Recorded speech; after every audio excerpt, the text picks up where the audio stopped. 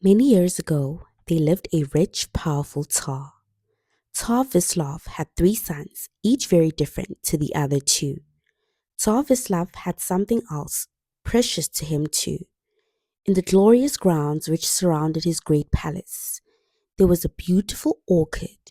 Within this orchard stood one tree that was more special than all of the others because it bore apples of pure gold. The Tsar delighted in strolling in this orchard, gazing upon the apples as they grew plumper day by day, and finally he would pick them.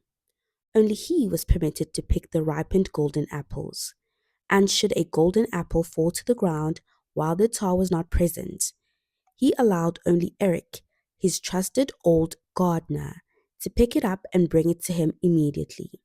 One day, to Tsar Vislav's horror, his guards brought him news that a golden apple had gone missing from his beloved golden apple tree.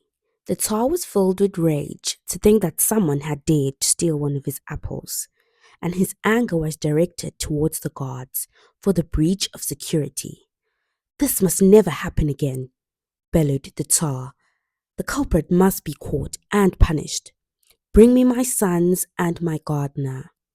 The group gathered in the orchard, and as Eric the gardener approached, the Tsar could see that he was holding a glowing feather. It looked a little like the feather of a peacock, but it was the color of a blazing fire, and he held it delicately at the tip, as it appeared to be all right. "Your Majesty," bowed Eric, "this clue tells us who has taken your golden apple. It was the Firebird. I had thought the existence of such a creature was just a legend, but I found this feather by the orchard wall, and it could only come from a Firebird." The Tsar's two oldest sons sniggered at this, although they stared at the burning feather, obviously intrigued. "Whoever is taking my golden apples must be caught," declared the Tsar. "I will give half of my kingdom to the person who brings the thief to me." Dimtri, the Tsar's oldest son, was quick to jump at a chance like this. "I shall keep watch in the orchard tonight, father, and I will bring you the thief by dawn." The Tsar did not look convinced by this. He knew all too well that Dimtri usually had little motivation to do anything other than drink fine wines and play cards with his friends. But he agreed, nevertheless. At sunset, young Dimtri arrived in the orchard. He was wrapped up warmly, ready for the cold nights ahead, and he settled himself under the apple tree, full of determination. Dimtri had been partying the night before, and inevitably he found this boring night watch extremely dull. His eyelids grew heavy, and though he jolted himself awake a couple of times, it was not long before he fell into a deep sleep. He snored loudly, and the next sound he heard was the sound of his father's voice wailing in disbelief. "How can you let this happen?" the Tsar cried. Dimitri rose to his feet, but he knew straight away that he had failed to stay awake, and that the thief had taken another of his father's apples. The following night, it was the turn of the middle son, Vasily, to catch the thief. He was not particularly concerned with gaining half of his father's kingdom. He was a dreamer and an extremely talented musician. Although he enjoyed his comfortable life in the palace, he had no desire to become richer. He brought with him to the garden a delicious range of nuts and treats and a flute to help the time pass more quickly. Vasily did much better than his older brother had done, as, at 2:30 in the morning, he was still dancing and playing lively tunes around the orchard. However, by 3 o'clock in the morning, he was slumped in an exhausted heap beneath his father's treasured tree. At some time between 3 and 6 in the morning, therefore the thief must have struck again, because at 6 o'clock a very disappointed Tsar stormed into the orchard and woke Vasily with a sharp poke in his rib with his flute. To make matters worse for poor Vasily, his nuts and treats had also disappeared. "Surely it is my turn now," exclaimed Ivan, the youngest son, as he met with his father later that day. "I should be allowed my chance to catch the thief." I see no point, Ivan, replied the tar. You are a good boy, but you are still so young and foolish. Why would you be able to catch the thief when both your brothers have failed?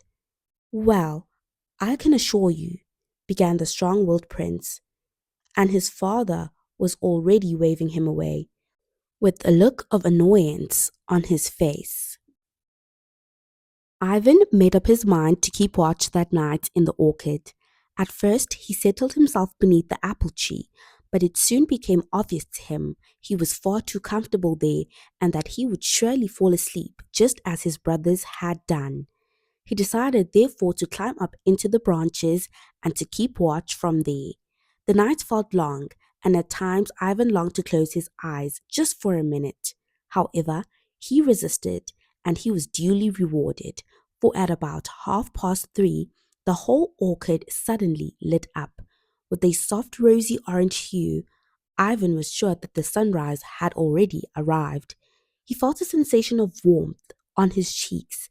As he gazed upwards, he saw the most remarkable sight. The thief had come indeed, and as the gardener had suspected, it was the Firebird. Its enormous plumes were glowing brightly in the sky, shining with the mixture of yellows, reds, and oranges. Although Ivan's instincts was to gape in wonder at this glorious beast, he quickly stretched out to grab the Firebird as it reached with its arrow-like beak for one of the valuable fruits. The Firebird let out a huge squawk and frantically beat its wings in an attempt to fly upwards, away from Ivan's purposeful grasp. The almighty bird was just too powerful for Ivan, and it managed to escape, leaving Ivan holding a gleaming feather. Chapter 2. The Tsar was pleased to have it confirmed for him that it was the Firebird that had been stealing his apples, and he praised Ivan for staying awake and snatching a feather from the bird. The Tsar took the feather in his hand and said, I want this bird. Whoever brings the Firebird to me shall have half of my kingdom. Dimitri and Vasily were jealous that their younger brother had stayed awake and seen the Firebird where they had failed. So they set off together on their horses to find the Firebird. Their minds fixed on making their father proud of them, Tsar Vislav waved them off and wished them well. But when Ivan asked if he too could go off in search of the Firebird, the Tsar was dismissive. Ivan, you did brilliantly to stay awake to witness the Firebird stealing my golden apples. But to go off on a dangerous journey is another thing entirely. You are still young and have much to learn about the world. Ivan's eyes opened wide in disbelief, and he opened his mouth to argue, but then thought better of it. Instead, he shrugged and sculled away his chamber, where he hastily grabbed a few items and set off on one of the mares from his father's stables. Ivan had noticed the direction in which the frantic Firebird had taken off, and he set out to follow it. He soon reached a forest. Forests, of course, are always darker than elsewhere, but Ivan felt sure that this forest was particularly dark. There was a thin mist, and Ivan felt uneasy as he led his horse along the sandy path which ran through the forest. After a while, Ivan came to a split in the path. There were three paths ahead of him. Right in front of him was a stone about the same height as himself, which bore his ominous message. Travel by the middle path, and you'll endure hunger and cold. Travel by the path to the left, and you will not live to come out of this forest, though your horse shall live. Travel by the path to the right, and you will survive, but your horse will die. Ivan's first response at reading this was to turn around and gallop for home. However, he knew he could never return home without the Firebird, so he thought for a minute. The best option had to be to take the path to the right. The path took him deep into the forest, where the branches hung so low over the path that Ivan had almost lie flat on the saddle to fit beneath them. They reached a clearing, and it was there that Ivan saw a grey wolf. This wolf was significantly bigger than any wolf Ivan had seen before.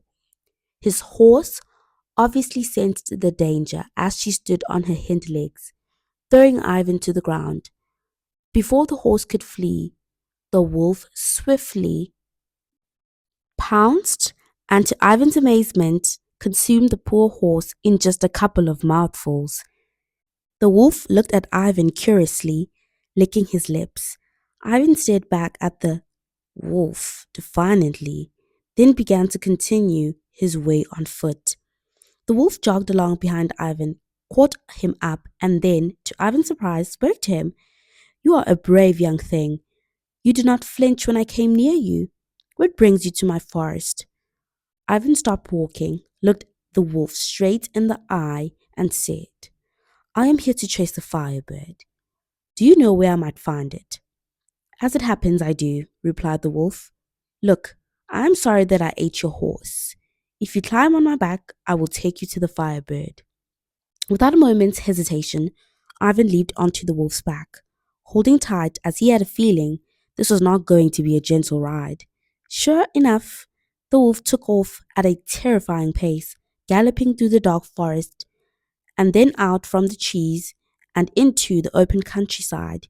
He headed purposefully to the walls of the next kingdom, and it was there that he stopped.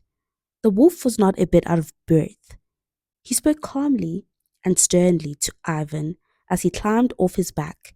"Beyond these walls are the magnificent gardens of Tar Dumlat. In one of these gardens, you will find the Firebird in a cage, hanging from a bracket on a wall. Reach into the cage and grab the sleeping Firebird. Whatever you do, though, do not touch the cage in which she rests." "Thank you, Wolf," said Ivan as he clambered nimbly over the wall. He wandered from garden to garden, and eventually his eyes fell on the Firebird again. As the wolf had predicted, she was sleeping peacefully and was in the most dazzling cage. Ivan saw the cage of pure shining gold, and he said to himself, "It will be far easier to carry the bird in the cage rather than grabbing the bird and waking her." As soon as his finger touched the gold cage, deafening alarm bells went off. Ivan instinctively covered his ears, and almost immediately he found guards appearing all around him. Chapter 3.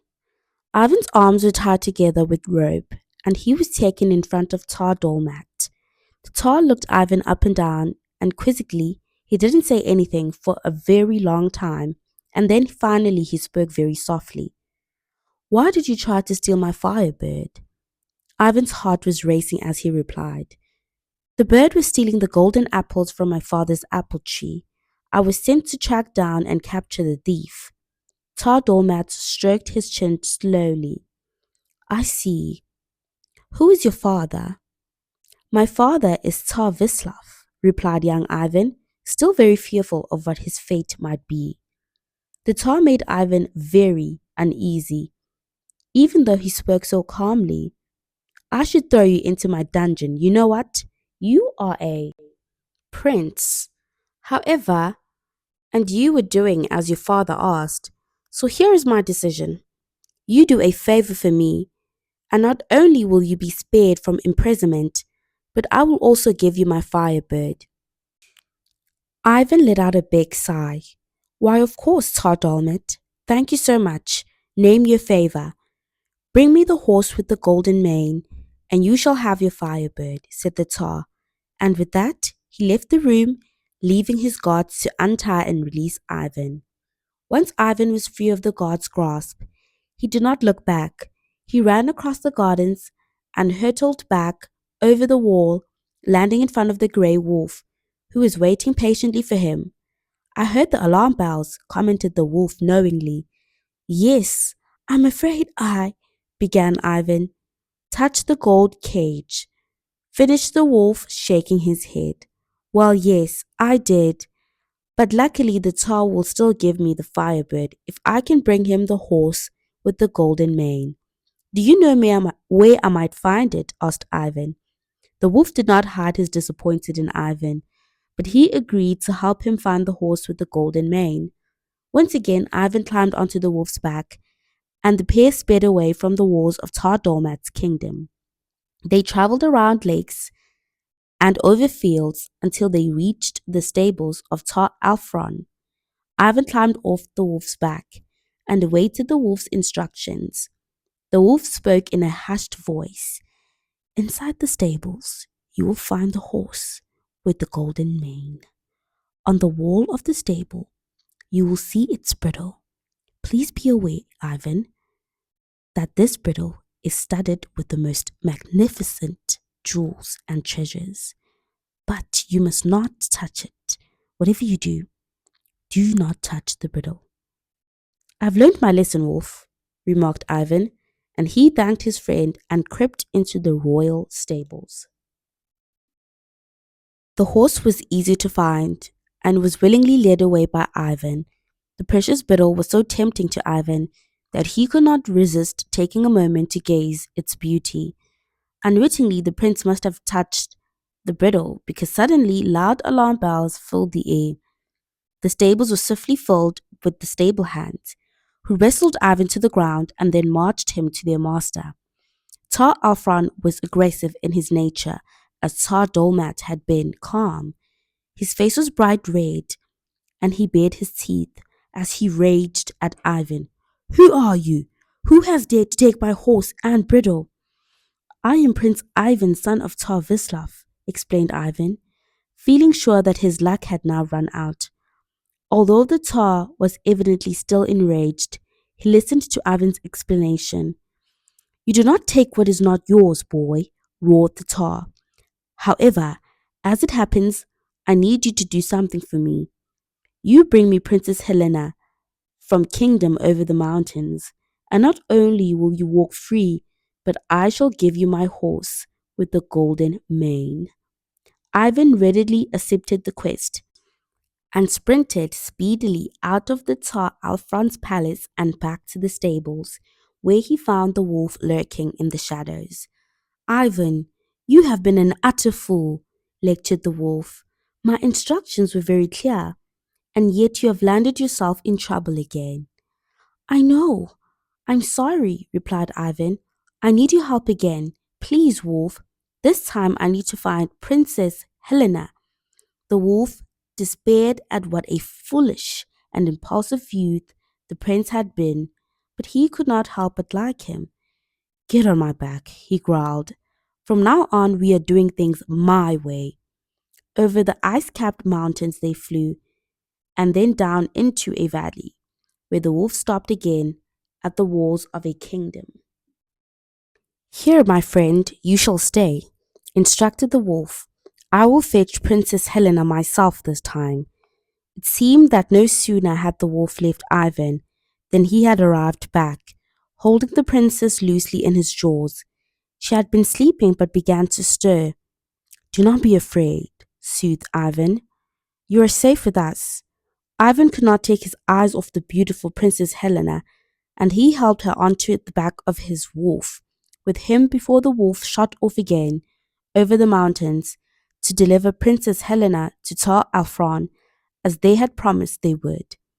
Just as the snowy landscape turned back to the green and they came closer to Tar Alfron's kingdom, Ivan tugged on the neck of his friend and asked him to stop. Dear wolf, cried young Ivan, what shall we do? Princess Helena and I have fallen in love. There is no way I can deliver her to Tar Alfron, but without the horse with the golden mane, I cannot secure the Firebird for my father. Very true, agreed the wolf. More to the point, you will be hunted down by the Tar's guards if you break your promise. Chapter 4. The wolf watched as the young couple hugged each other, discussing what they should do next. Ivan, there is one way we can resolve this, explained the wolf. Stand back, both of you. Ivan and Princess Helena did as he asked, and then watched their eyes wide as the wolf transformed himself into a perfect replica of Princess Helena. Where once the wolf had stood, there now stood another princess. Princess Helena walked around the copy of herself several times utterly shocked. Take me to Tar Alfron, instructed the wolf. Once I am presented to the Tar, he will give you the horse with the golden mane. You can then ride off to Tar Dolmat to exchange the horse for the Firebird, picking up the real Princess Helena on your way. Princess Helena, we will need to hide you while Ivan and I go before Tar Alfron. A brilliant plan, smiled Ivan. But what of you, dear friend? Are you to live forever as the wife of Tar Alfron? I certainly shall not, replied the wolf. I shall only appear in this form long enough to secure the horse and to allow you to escape, and then I shall catch up with you. After hiding the real Princess Helena, Ivan and the wolf, in his new disguise, went to the palace of Tar Alfron. He was delighted to welcome Princess Helena and grateful to Ivan for bringing her safely to him. He instructed his many servants to prepare for his wedding to Princess Helena. He invited Ivan to stay for the wedding, but Ivan politely declined. Instead, he gratefully and hastily left the palace, with the horse with the golden mane, wearing its magnificent jeweled bridle. When the clock struck midnight, the wolf returned to his original form and fled the palace in pursuit of Ivan and Helena. When Tsar Alfred's servants were excitedly to wake the princess the next morning, ready to prepare the young woman for her wedding, they were horrified to find her bed was empty, and a surprising number of grey hairs lay all around her bedchamber. The wolf's bed was far superior to that of the horse with the golden mane, so he caught up with Ivan and Princess Helena quickly. There was still some miles to go before they reached the kingdom of Tar Dolmat. It is a shame that we have to part with this wonderful horse, commented Ivan as they passed by the lake. I am almost tempted to go straight home now and present my father with this precious horse instead of the Firebird. Your father would be proud of you for bringing home such a marvelous creature, remarked the wolf. But it was the Firebird that you first set out to find, and you must complete your quest. There may be a way for you to have it all, though. I shall do you one last favor, Ivan. With that, the wolf suddenly transformed himself into an exact replica of the horse with the golden mane. The real horse seemed unnerved by this and backed away from the transformed wolf in panic. Princess Helena soothed the horse gently and led it away to a cave by the lake, where the two of them hid while Ivan and the transformed wolf headed off to deceive Tsar Dolmat. Tsar Dolmat was amazed by the beauty of the horse with the golden mane, and he thanked Ivan profusely, gladly handing over the Firebird and wishing him well for the future. Ivan left the palace, carrying the stunning bird in its cage of pure gold, delighted that he was so close to nearing the end of his journey. He collected Princess Helena from the cave by the lake, and they both rode happily on the back of the horse with the golden mane, carrying the Firebird and finally heading home. As the clock struck midnight, the wolf transformed back into his original form. Unfortunately, Tar Dolmat had chosen to go out for a midnight canter when his horse changed suddenly into a wolf. The Tar was thrown to the ground. The wolf sprinted away so quickly that Tar could hardly make out who or what was running away, and he could not process what had happened. It was the back it was back in Gloomy Forest, where Ivan and the wolf had first met, that the wolf caught up with them. You have been such a friend to me, said Ivan. Without you, I could not have achieved all of this. He continued, gesturing towards his future wife, the horse with the golden mane and the Firebird. I am so blessed. You have been a good friend too, young Ivan, replied the wolf seriously. Now I must leave you. Be happy, young man. And you too, Princess Helena. I am really sorry that I ate your horse, Ivan. And with that, he was gone. Chapter 5. The young couple were very close to home, but the horse was clearly weary, and Princess Helena and Ivan both felt their eyes growing heavy. Without the wolf, they could not travel as quickly as before. Therefore, they decided to rest for the night and to delight Ivan's father with their arrival in the fresh light of morning. They settled down to sleep in the forest, next to a fire that they started with sparks from the Firebird. While they were sleeping, Ivan's brothers happened to travel through the forest. They were two returning from their quest to find the Firebird, but their efforts had only ended in disappointment, so far at least. Dimitri noticed the Firebird first. Its vibrant flames were impossible to miss, even from a distance, and as the brothers get closer, they too saw the magnificent horse with the golden mane. Finally, they set eyes on a beautiful sleeping princess and their younger brother. Look, whispered Dimitri bitterly to Vasily. He has everything, and now he will be rewarded with half of our father's kingdom too. It really isn't fair. I know, sighed Vasily, but what can we do about it? This thundered the jealousy Dimitri suddenly, and he sank his sword into his sleeping brother, killing him instantly. Dimitri, violent yell had woken Princess Helena from her sleep. The sight that met her when she awoke was horrifying, and she ran over to her beloved Ivan and embraced him. Dimitri dragged her to her feet and, waving his sword menacingly in her direction, said, Say nothing of this to anyone, or you will die. Come with us. You shall meet our father, Tsar Vislav, and live in comfort in the palace there if you keep your mouth shut. Princess Helena knew then who these men were and could not believe that they would their brother so heartlessly. She went with them. She didn't know what else to do. With Ivan dead, the wolf gone, and her family miles away beyond the mountains, inevitably Tsar Vislav welcomed his sons home with open arms. He was overjoyed to have the Firebird. His love for all things shiny meant he was enamored with the horse with the golden mane, and he was pleased to offer such a beautiful princess a place to stay. He hoped that one of his sons might marry her. He thought that it had been too many years since a wedding had been held at the palace. Dimitri reveled in the attention, while Vasily took some pleasure in the fact that his father was happy. He generally seemed very pale, and he was seen to eat very little at mealtimes. Meanwhile, the wolf happened to be looking for food in the forest when he came across body his dear friend's body. He ran to Ivan and looked carefully at all his wounds. Who had done this to you, my poor friend? Wept the wolf. As the wolf wept, his tears fell into Ivan's wounds. As the magical water landed, the wounds began to miraculously heal. Eventually, all the wounds were healed, and Ivan opened his eyes. What happened? He asked dreamily. I found you here and bleeding, replied the wolf. If it were not that my tears contain the elixir of life, you would still be. Do you know who did this to you? I can only guess, muttered Ivan. Although Ivan was still weak, he managed to climb onto the faithful wolf's back, and the pair returned to the kingdom of Tarvislav, where they found everyone seated at a glorious banquet.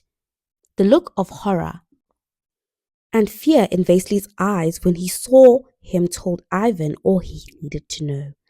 Princess Helena blurted out the truth when she saw Ivan, that Dimitri had stabbed his brother, and that it was in fact Ivan who had obtained the Firebird and the horse with the golden mane for his father.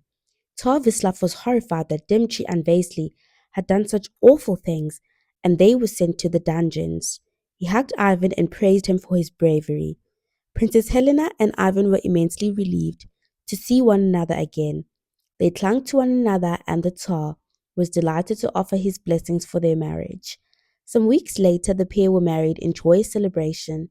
Tsar Vislav gave them half of his kingdom, and Prince Ivan helped his father rule until his father became too old to govern.